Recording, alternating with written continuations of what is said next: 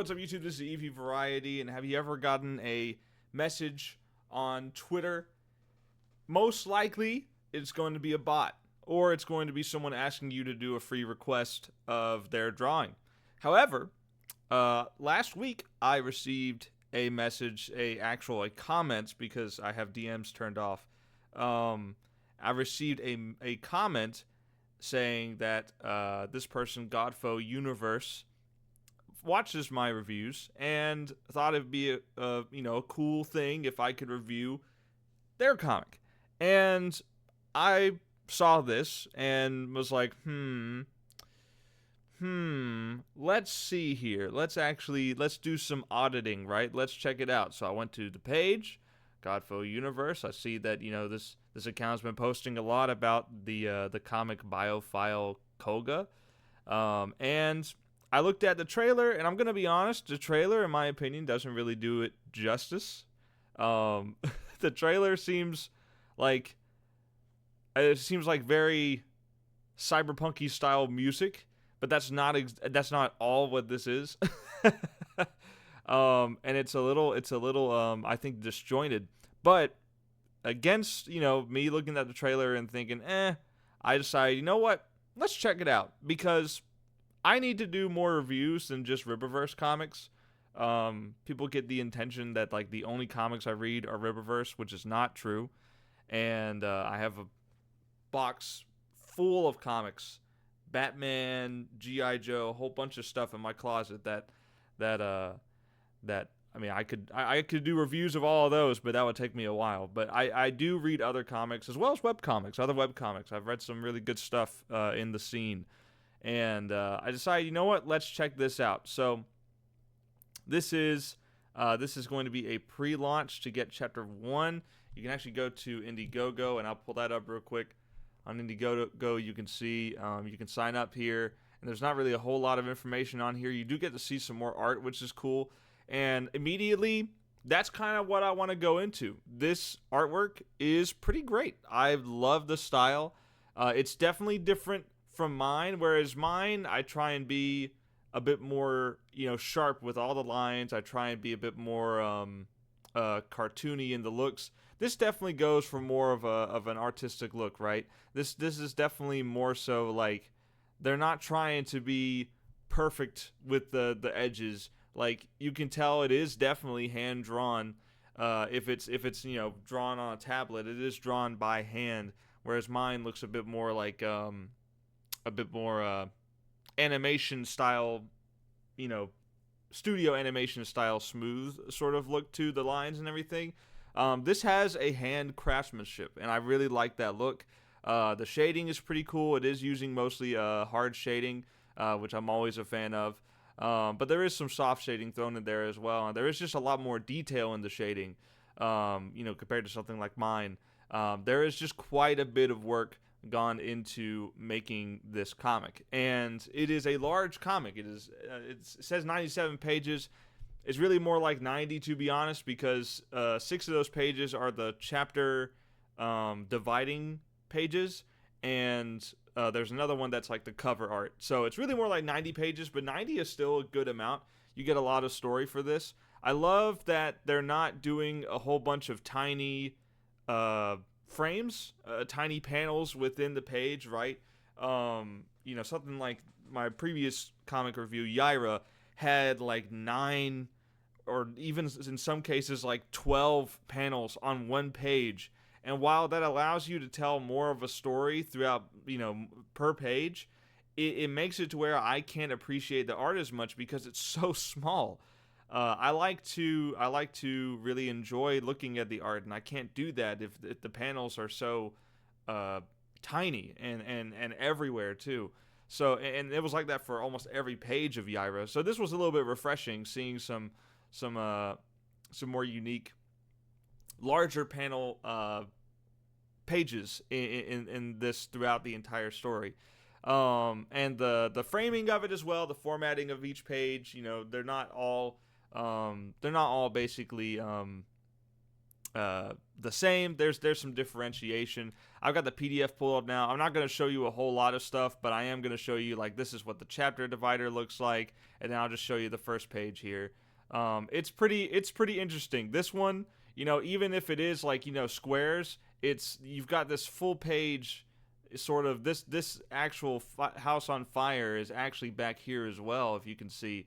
And these two are jumping off. And not only is it jumping off, but the character here, Kolga, is basically jumping out of the window with the legs dipping out of the frame, and then into this one.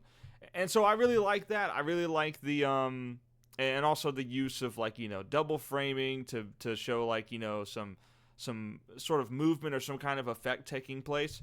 I really like that, and I'm not going to show you any more of it because they haven't shown a whole lot on their page publicly.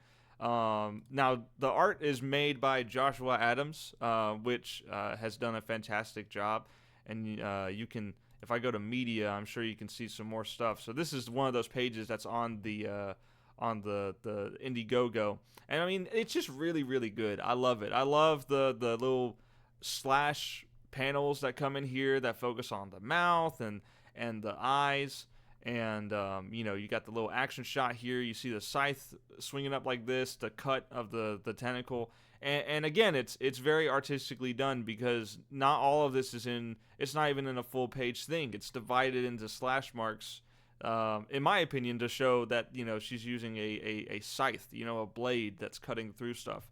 I think it really matches the type of weapon that's being used here. And I think the art overall is extremely good on this project. Here's another page.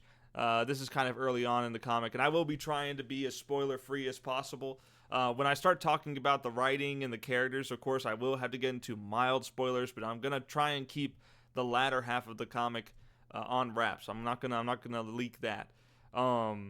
But yeah, I mean, just look at this. Look at the hair, right? Look at the detail and in all the different hair strands, the coat wrinkles, and even the environment as well. It is using a lot of black to sort of make it look obviously dark, but I think it looks really good. It kind of captures the look of the Spawn animated series from the 90s. I really like the simpler. Sometimes they only use one color in the background, but it tells such a good story because it's supposed to be pitch black in there, right? It's showing how dark the environment is, and then Spawn comes in and wrecks house, and it looks really good. And so a similar, look kind of goes throughout this comic in some places. Not everything is dark. There are some moments in the day, and those look good, but definitely the night shots definitely stand out more than the rest. But yeah, I mean, the art just looks really good. And overall, I enjoyed viewing it a lot. Here's another one here. Here's another one. You get some more action. Look at this, man. Look at the grotesqueness of it. And that's something I guess I should say as well, is this comic is a little bit grotesque. There's definitely some limbs and heads being chopped off and stuff like that. I mean, it is definitely not a kid's comic for sure. But at the same time, it's not something that I would say is so hideously offensive like The Boys, right? The reason I haven't really watched The Boys is because it's grossly offensive, and the stuff that gets shared on Twitter and stuff like and memes that I see, I'm like, I don't want to watch this show, dude. There's too many things that are just gross for the sake of gross, and I don't like that. Invincible kind of straddles that line because it's not gross for the sake of being gross. It's gross to kind of prove a point, but there's so much like that usually just sticks to gore, whereas The Boys sticks to a lot of like just sexually explicit stuff, which a lot of it is very uncomfortable to watch. So this doesn't really go that, this comic does not go that route. It's only really the gore aspect of it that's grotesque. And yeah, I mean, when it's done well, I mean, it just looks so good. Look at this shot where the scythe is going through the back of the head. You see like the burst of I don't even know if it's blood. It's like some kind of teal liquid stuff. I don't know, man. it's crazy. I mean, the art does just look amazing, and Joshua Adams did a very good job. Very good job. I'm gonna give both of these tweets a like because they're very good. But yeah, so he is one of the co-founders of Godfoe Universe. I couldn't find where the writer was because this page is not available. This account has been deleted, and I'm not sure why. If someone knows why, let me know. But the writing of this comic is pretty good, but I'll get to that last because I do have to go into spoilers with it. Let's talk a little bit more about just a little bit more about the artwork, and then we'll move into the world building. There are some slight inconsistencies in the beginning. Like in the beginning half, I would say, is where you're going to see some stuff that looks a little bit off.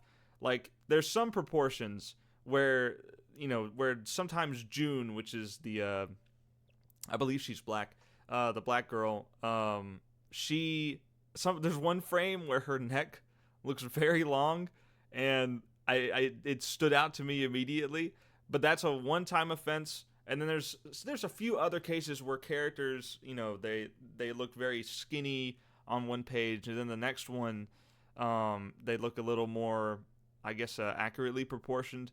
Most of the time, characters here have slightly bigger heads than normal, and that's kind of how I draw too. Is my characters have slightly bigger heads than they would in real life. It's not 100% realistic proportion, but it's fairly realistic. And the same thing goes for this comic. But in the beginning half, there's a little bit of inconsistency, and then it's like after that first half, it really like Joshua really found like his stride. So I think you can ignore all of that. I certainly did. I saw that and I was like, it's okay. It's not that big of a deal. It's not, it's not like Steven Universe where it's flip-flopping between the head being gigantic and the body being small to now like the bodies look huge and the head looks small. And then Steven is standing up to Garnet's knees in one episode, and then he's up to her hips in the next one, and it's a nightmare. Anytime I think about Steven Universe, it's that immediately is what I think of. But it's not nearly to that extreme, is what I'm saying. It's like it's minor stuff. It's not that big of a deal, really. I enjoy the art so much. Now let's talk about the world building, because this is a totally different world than modern world, and that's something I haven't really talked too much about whenever it comes to the Rippaverse reviews, when it comes to world building, and I don't really talk about it a whole lot when it comes to my comic, because both the Rippaverse and mine are basically set in modern time. Mine's set in the 2000s, but still modern, right? And there's not really too much to go with as far as world building goes, and there is a little bit in the Rippaverse, but it's not really a whole lot to focus on right now. They don't really go for world building as the focus of those comics, whereas this is absolutely like, this is a completely different world, right? This is not anything close to reality whatsoever. I'm not entirely sure what time frame this is set in. The technology, I can't really get a good grip on it. There was a moment in like a court scene where there's some device that's beeping, and I'm not sure if that's supposed to be like a cell phone. I don't think it is, or if it's some kind of magical device that makes a beep. I'm really not sure, because I talked to the writer about this, and basically the impression I got is the next chapter is going to go more into technology and the role that it plays in Biophile. But I just don't. I can't really get a good grip on the technology in this chapter yet. It does seem to be, if I had to place anything, I would say maybe like early 1900s, especially because the clothing and stuff makes me think of 1900s or even 1800s in some cases as well. It feels British. Though I'm not entirely sure what part of the world this will take place in. It's hard to tell because, in a comic that completely has its own thing going on when it comes to world building, it's kind of hard to tell, what anything is.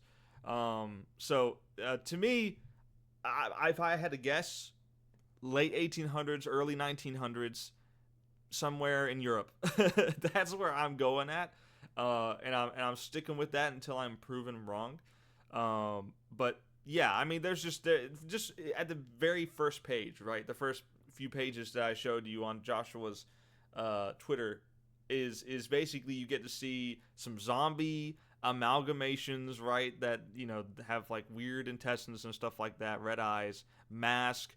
There's cultists in this. If they are, just a little bit goofy, they're kind of a goofy group, the cultists.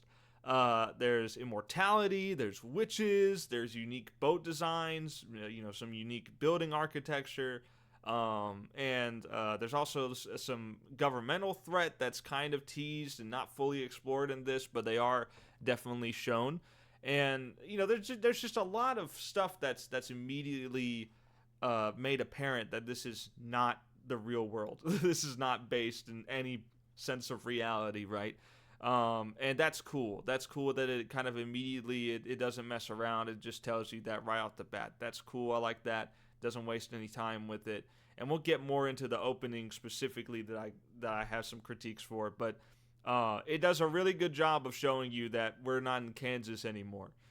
But as far as the characters go, I'll start with June because she kind of seems, right now at least, she is the character I'm gravitating towards the most. I like her character a little bit more, and it's because she's not quite as knowledgeable. She's sort of, June is let me see if I can find a picture of her on yeah, this is her, the black girl back here. She clearly has some magical skill. She has some ability to use some magic. She's also very good at physical combat. Is something that I noticed and throughout the comic, and it's fun to watch her fight, but she's not invincible, right? She doesn't know everything. She's still, obviously she's pretty young compared to the main character Kolga, which sort of acts as a master, kind of master and apprentice situation going on, but they don't call each other master and apprentice. They're it's, to me it seems like there's definitely a mentor relationship there. I wouldn't necessarily call it motherly. I'm definitely not saying that. I also don't think it's a potential for them to get romantic. I don't think that would ever happen. It doesn't really make sense, I think, because of the power dynamic. I think it's it would be very weird if suddenly they became romantic. It would have to be built up very carefully throughout multiple comics, is what I'm saying. It would feel weird if it just came out of nowhere, but I don't get that at all. They almost feel like family is really what I'm getting at here. Is they almost feel like family, but not quite a motherly dynamic, mother-daughter situation. It doesn't feel like that, but it definitely has some found family vibes to it. But June has some interesting stuff going on, and this is where we're going to start to get into a little bit of spoilers. So I'm not going to spoil anything as far as like the plot, the main plot goes. There's just going to be some aspects that you won't get from looking at the promotional art and stuff like that, because there's really not a whole lot of promotional art. So I'm gonna do my best to try and be vague. There is a really cool mechanic that she has, that June uses here, and not just her, but other people in the comic. It's called a shadow, and there was a moment where I was a little confused at what was going on, because she opens this closet, and there's a fleshy figure in there, and it's really kind of weird looking. It almost looks alien, and I'm like, what is going on here? She's not reacting to the thing in the closet at all. And then it took me a second to realize, but she is basically putting that thing on like a flesh mech. And flesh mechs, if you've heard that be used before, it's probably referring to Attack on Titan, which effectively, as the seasons went on, became effectively Evangelion mechs fighting around, but they're just giant people, and that's kind of similar to this. Like, they're not giant, but whenever June puts it on, she seems to be more physically powerful. Her magic seems to be a bit stronger as well, and she's got this tail that she can use as well.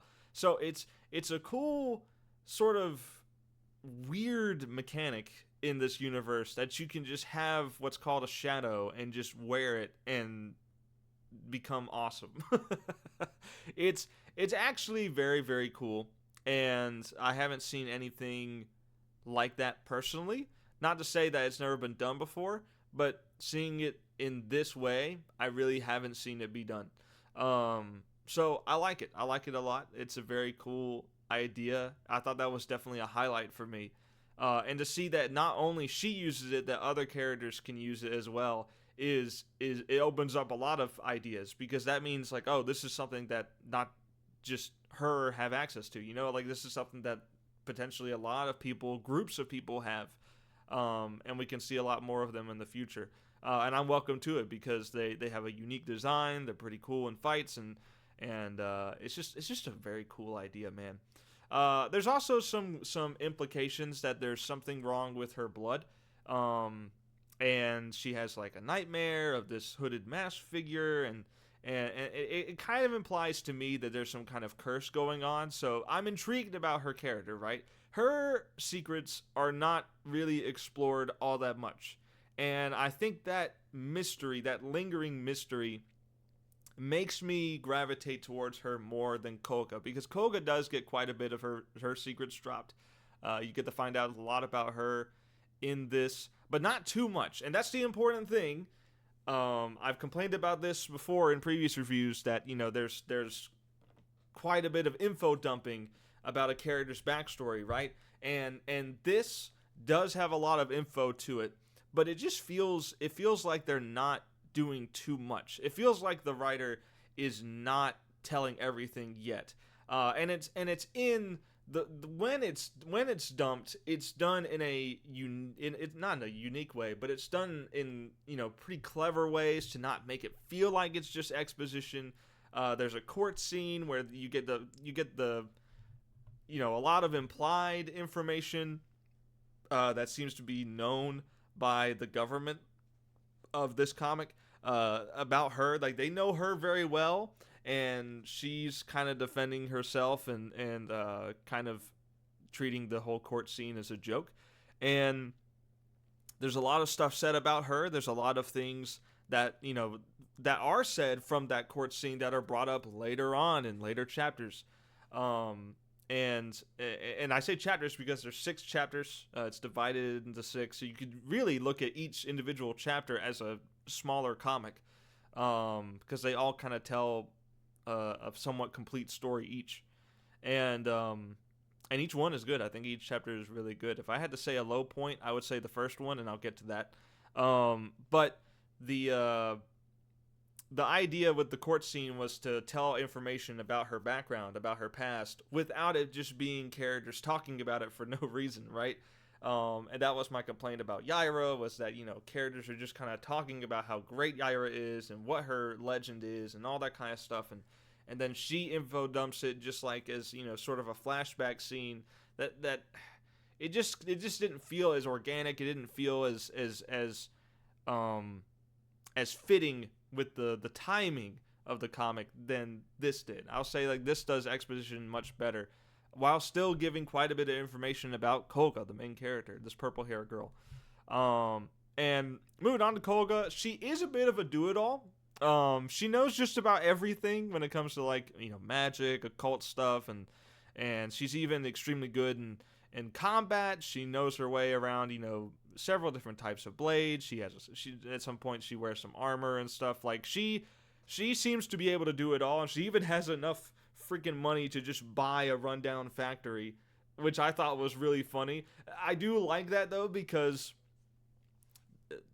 I don't want to spoil it, but basically the reason she does that, I think, is because she wanted a place for an event, a dangerous event, to take place where people would not be in harm's way, which shows that this character is actually like a morally good character, right? There's some implication that she's not, she's not perfectly, black and white, she's not white, right? She's a little light gray, I would say, but she definitely seems to be a good-natured character. She definitely does care about June. And I think it's interesting that, you get to explore just the fact that she buys a rundown factory, shows that she does care about people around her. that really have nothing to do with her, which is kind of nice. I like the aspect. They don't go out of the way to say how caring she is. Like, they show you, right? The writer actually shows you what's going on here. Now, I did say that she knows just about everything and she can do just about anything. But in this case, where many times that is lended towards, Mary Sue characters, I wouldn't say Kolga is a Mary Sue, because she does fail at points, and she also kind of makes sense for her to have all this knowledge and skill and even money, because she is basically immortal. And that's kind of, established very early on. I'm not spoiling anything there. I even think it's in the trailer, if I remember correctly. But she basically, like, she's immortal. She's super old, but she looks young. And the thing about it is that, if she didn't know how to do a whole bunch of stuff and wasn't skilled at a whole lot of things and didn't have a whole lot of money, it would be more confusing because of the character's age. So I think, and to me, like, I don't know, I guess she looks like she could be late 20s, early 30s. It's kind of hard to tell sometimes in the art style how young or old some characters are. June definitely seems to be like late teenager to me, or early 20s. So I would assume Kolga kind of looks more like late 20s, early 30s. If I had to put a dot on her age, I would say that. But yeah, she definitely has like a lot more skills, and I guess that's why I'm less intrigued about her, because things do come a little more effortlessly to her compared to June, which has to do a bit more effort, a bit more fighting, right? She does have a good flaw, though, and that is some emotional trauma. It makes her reckless at times, and while she's immortal and can afford to take risk that could injure her, because it's no big deal, she can just heal it back. She in the moment, she might not really think about June not being immortal, right?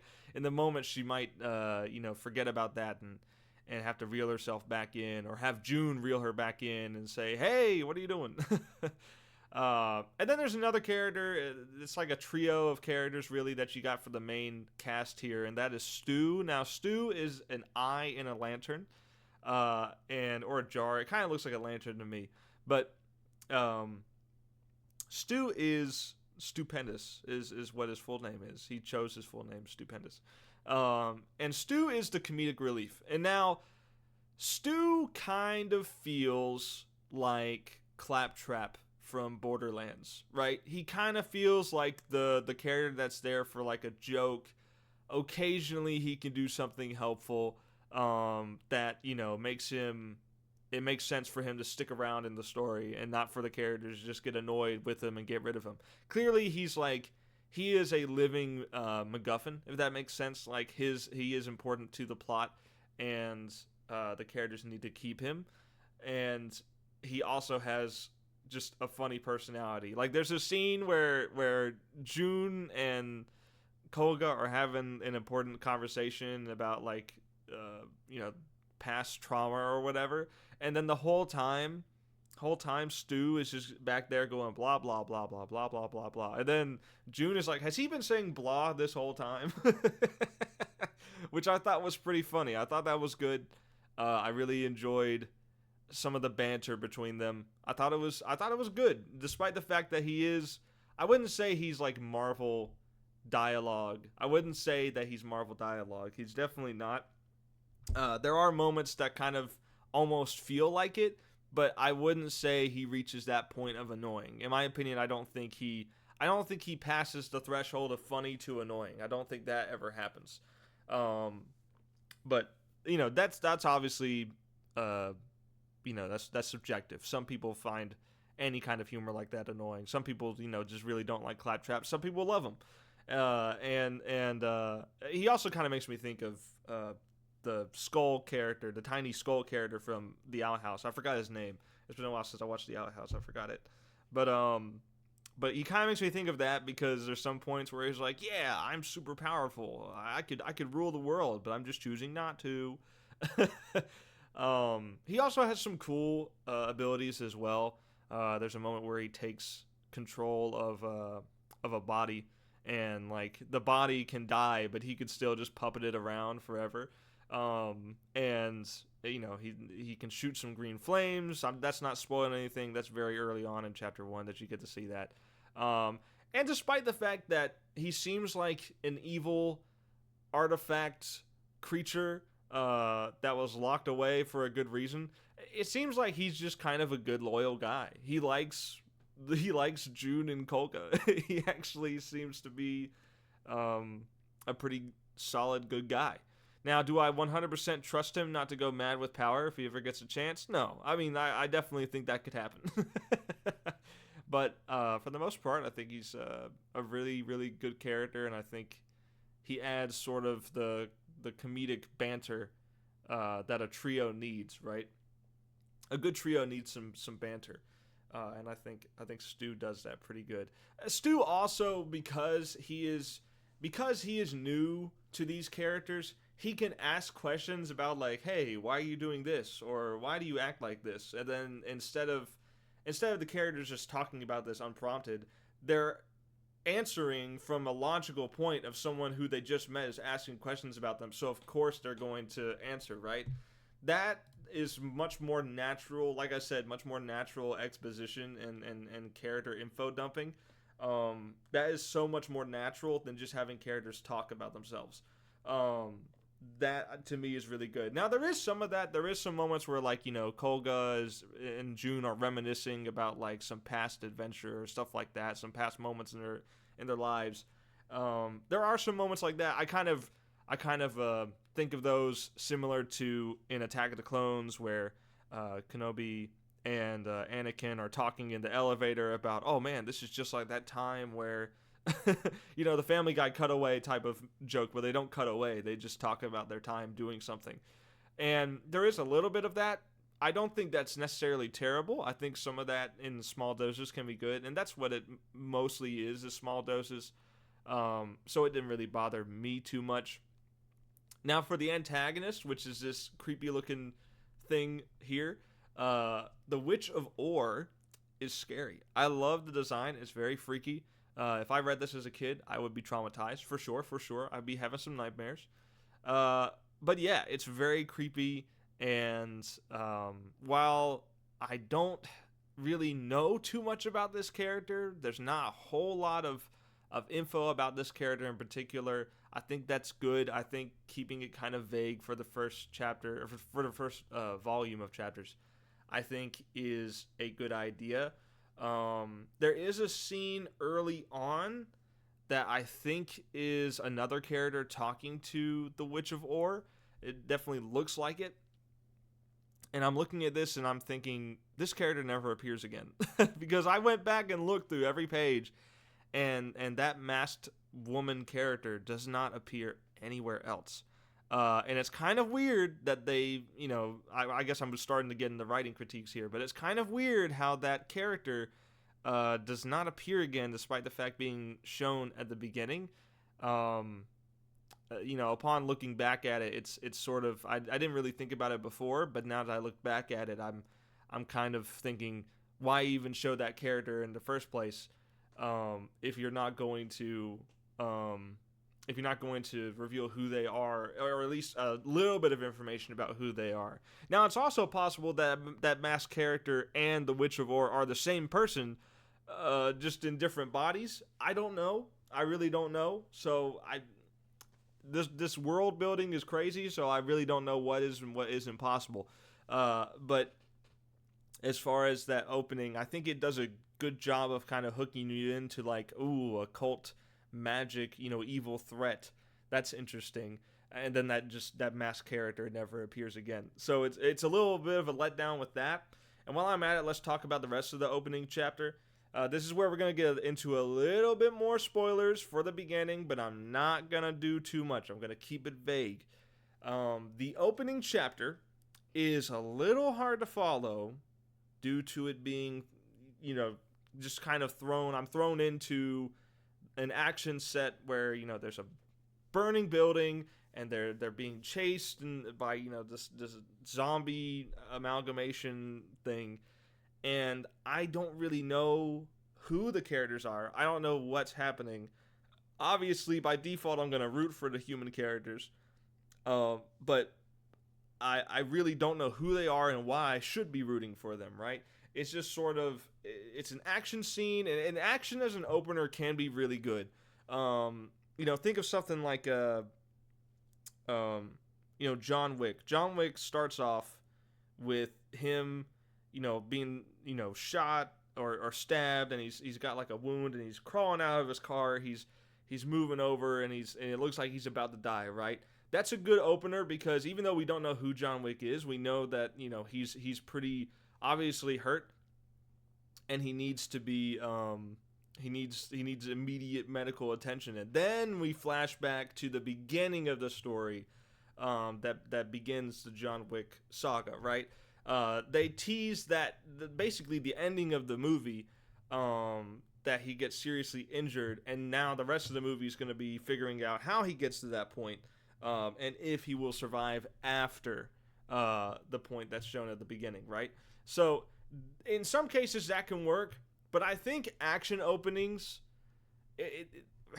for comics, is a little bit more difficult, because movies have the benefit of, you know, having a fluid motion. Like, you know, it's actual, like, you know, people moving in live action or drawn to move and stuff like that, and it's a lot easier to follow animation action openings, in my opinion, than comics, because there's not as much of that, you know, fluid guiding to it. And maybe there could have been some more things thrown in here to make it a bit more easy to follow that opening. But once the opening of that chapter passed, and we started calming down and focusing more on introducing who the characters are, that's whenever it started really hitting, right? That's whenever I started really getting into the comic and enjoying the story of it and the characters and the artwork. You know, the beginning, I would say the hook for Biophile Kolga, the beginning hook is definitely the artwork, because you can't really tell what's going on at first at all. And it's not like these things aren't elaborated on. It, you know, throughout the comic, it's telling you what happened, why they were in that spot, and whatnot. But there is one thing that's kind of not brought up, referring to Kolga looking young again.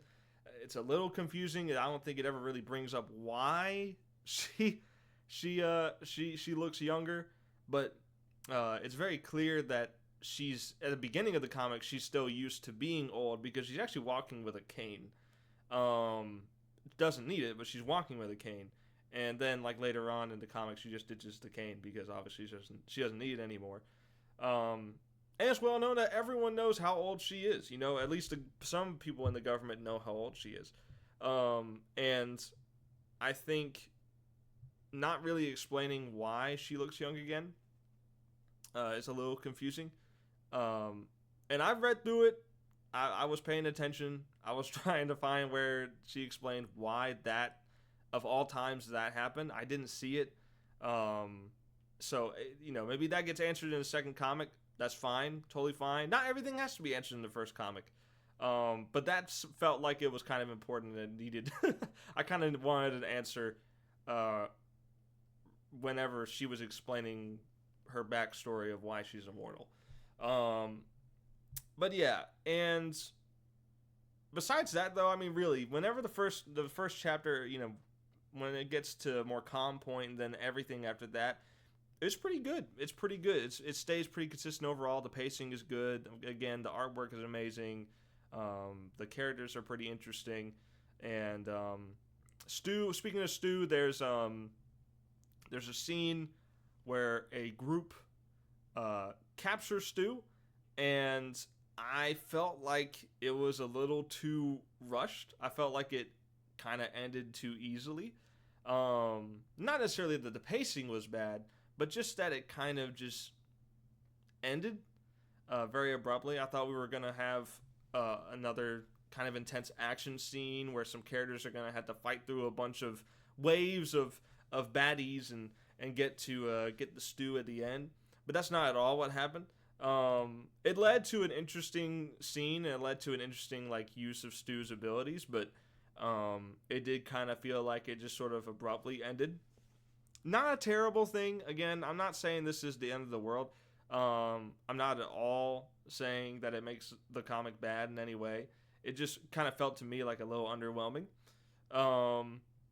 And I already talked about, how the court scene was good for, showing, exposition, talking about the character's backstory and everything. So at this point, I have come to the end of my notes. So what are my final thoughts? I think Kolga Biophile is a very interesting comic. I think the artwork is fantastic.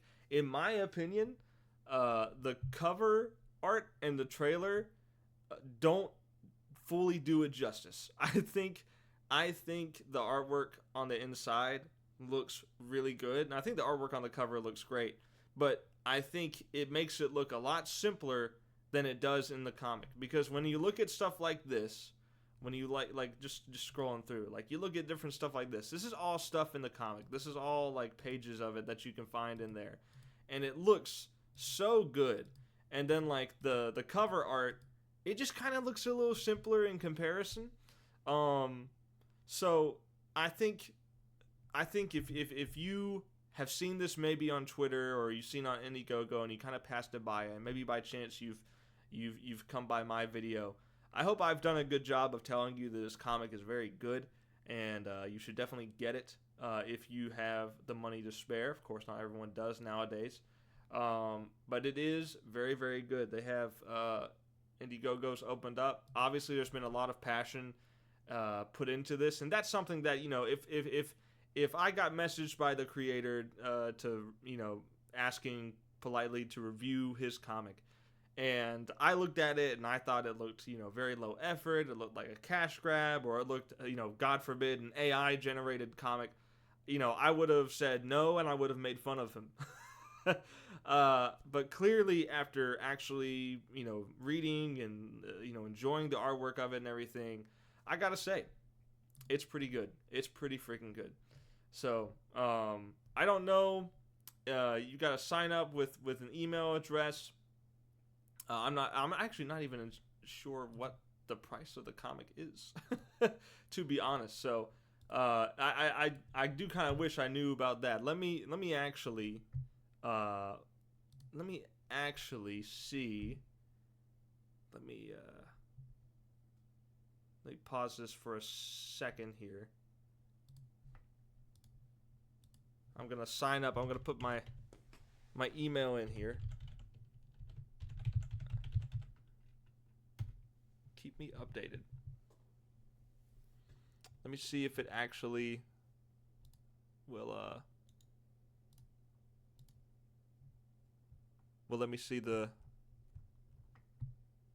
information on it, the pricing, because I don't know if it's available to actually purchase. I think you just sort of sign up and see get updates whenever it comes out. Okay, well, I don't actually have the price. I got an email from Indiegogo support, but it didn't actually say any price or anything, so I don't actually know the price of this. If I had to guess, I would not say. I would say even. I'm kind of saying that even if it's like $30, I would say $30 might be worth it. Because the art is really good. Like, the art is really good. The story is pretty good. The world building is awesome. I would even say, if I've paid $35 for a Riververse comic before, I could pay $30 for this. I wouldn't necessarily want to pay $30 for it. I feel a better price would probably be somewhere in like the 20 to 25 range. That would be a little more reasonable if it's going to be a little more expensive, since it isn't, 90 pages. I don't know. I think depending on the price, obviously some people are going to get it, some people aren't going to get it. 15 would be amazing, but it's hard to make a profit off of $15 with this much of a story, right? But with that being said, that's pretty much all I got to say about it. It's great. Stay tuned for it. It's coming out follow the Indiegogo, get updates, and I've had the pleasure of getting a review PDF copy, and they trusted me with that, so I gave it a review, gave it my honest review, told them I was gonna be honest up front. So that's what I've done. So I hope you guys have enjoyed this honest review. And until next time, Gooding is probably next. Peace out.